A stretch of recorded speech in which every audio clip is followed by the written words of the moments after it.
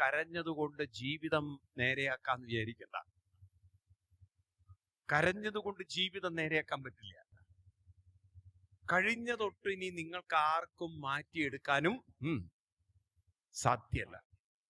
കുറ്റബോധങ്ങളും വിഷമങ്ങളും വേദനകളും അയവിറക്കിയാൽ, ശ്രദ്ധിക്കുക എന്താ പറയുന്നത്, നിങ്ങളുടെ മനസ്സിൽ കുറ്റബോധങ്ങളും വിഷമങ്ങളും വേദനകളും നിങ്ങൾ ആവർത്തിച്ച് അയവിറക്കിക്കൊണ്ടാൽ എന്താ സംഭവിക്കുക അറിയോ?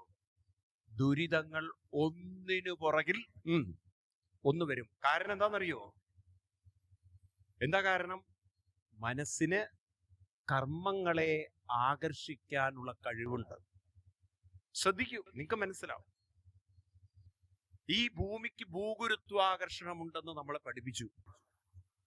പക്ഷെ മനുഷ്യന്റെ മനസ്സിനും ആകർഷണമുണ്ടെന്ന് നമ്മളെ പഠിപ്പിച്ചില്ല.